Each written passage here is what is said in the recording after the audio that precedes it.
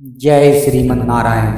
पौंड्रक वध तथा काशी दहन। श्री मैत्रेय जी कहते हैं कि हे गुरु, श्री विष्णु भगवान ने मनुष्य शरीर धारण कर जो लीला से ही इंद्र, शंकर और संपूर्ण देवगणों को जीतकर महान कर्म किए थे, वह मैं सुन चुका। इनके सिवा देवताओं की चेष्टा का विघात करने वाले उन्होंने और भी जो कर्म किए थे, हे महाभाग, वे सब मुझसे सुनाइए। मुझे उनके सुनने का बड़ा कौतूहल हो रहा है।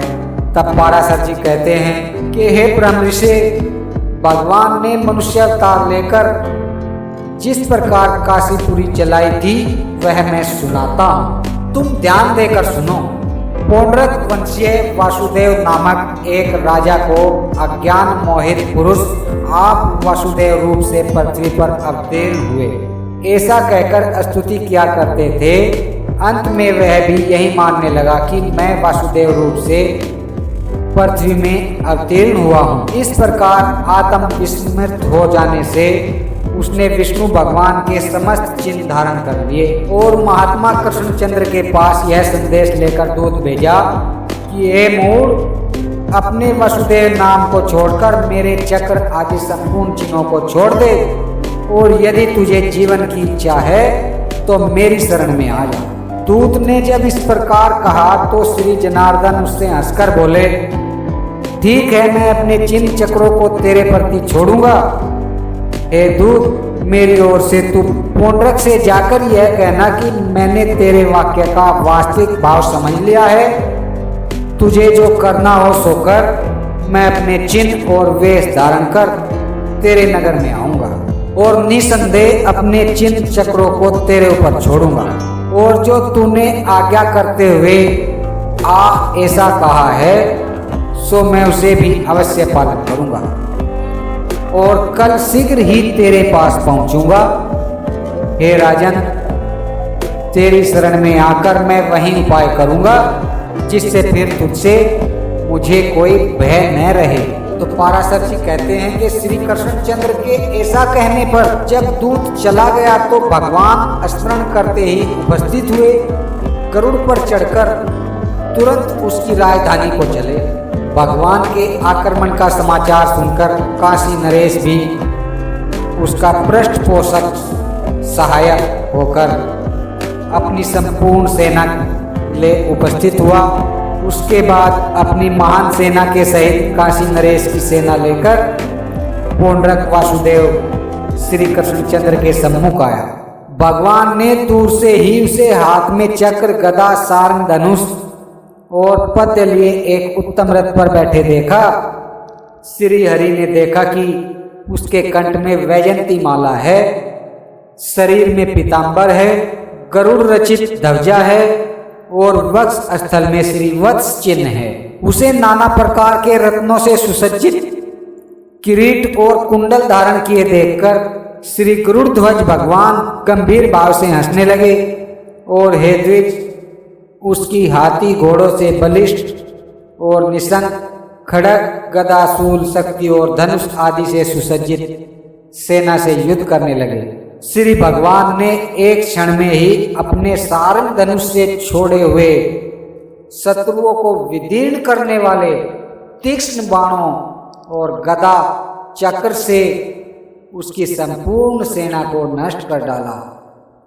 इस प्रकार काशी राज की सेना को भी नष्ट करके श्री जनार्दन ने अपने चिन्हों से युक्त मूढ़मती पौंड्रक से कहा, हे पौंड्रक, मेरे प्रति तूने जो दूत के मुख से यह कहलवाया था कि मेरे चिन्हों को छोड़ दे, सो मैं तेरे सम्मुख उस आज्ञा को संपन्न करता हूँ। देख, यह मैंने चक्र छोड़ दिया, यह तेरे ऊपर गदा भी छोड़ दी और यह गरुड़ भी छोड़ देता हूँ। यह तेरी ध्वजा पर आरूढ़ हो। पाराशर जी कहते हैं कि ऐसा कहकर छोड़े हुए चक्र ने पौंड्रक को विदीर्ण कर डाला, गदा ने नीचे गिरा दिया, गरुड़ ने उसकी ध्वजा तोड़ डाली। उसके उपरांत संपूर्ण सेना में हाहाकार मच जाने पर अपने मित्र का बदला चुकाने के लिए खड़ा हुआ काशी नरेश श्री वासुदेव से लड़ने लगा। तब भगवान ने सारंग धनुष से छोड़े हुए एक बाण से उसका सिर काटकर संपूर्ण लोगों को विस्मित करते हुए काशीपुरी में फेंक दिया।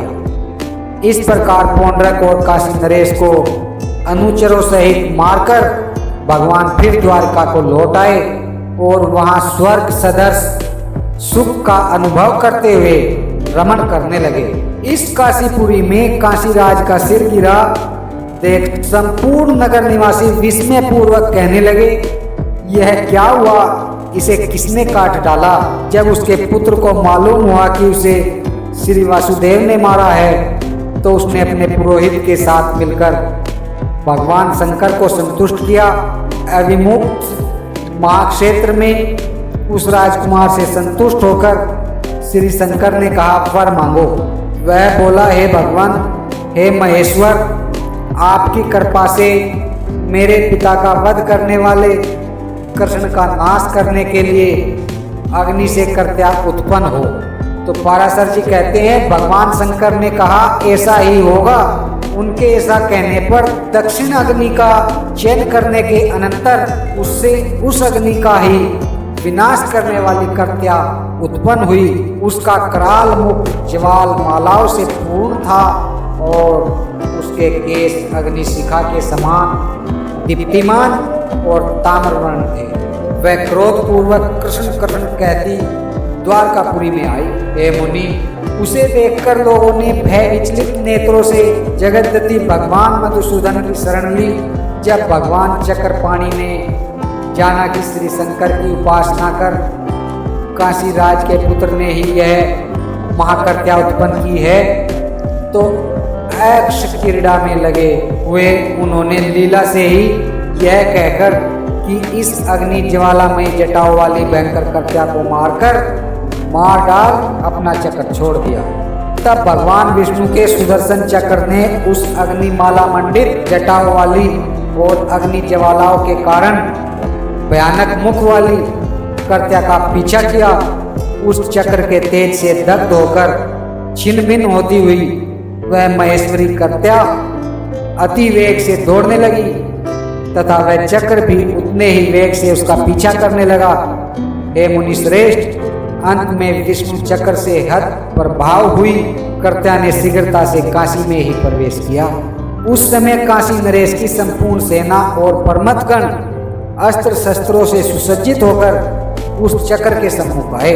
तब वह चक्र अपने तेज से शस्त्रास्त्र प्रयोग में कुशल उस संपूर्ण सेना को दग्ध कर कर्त्या के सहित संपूर्ण वाराणसी को जलाने लगे, जो राजा प्रजा और सेवकों से पूर्ण थी, घोड़े हाथी और मनुष्यों से भरी थी, संपूर्ण गोष्ठ और कोषों से युक्त थी, देवताओं के लिए भी दूरदर्शनीय थी। उसी काशीपुरी को भगवान विष्णु के उस चक्र ने उसके ग्रह कोट और चबूतरों में अग्नि की ज्वालाएं प्रकट कर जला डाला। अंत में जिसका क्रोध अभी शांत नहीं हुआ था तथा जो अत्यंत उग्र कर्म करने को उत्सुक था और जिसकी दीप्ति चारों ओर फैल रही थी, वह चक्र फिर लौटकर भगवान विष्णु के हाथ में आ गया। इस प्रकार श्री विष्णु पुराण के 5वें अंश में 34वां अध्याय समाप्त। बोलो जय श्रीमन नारायण।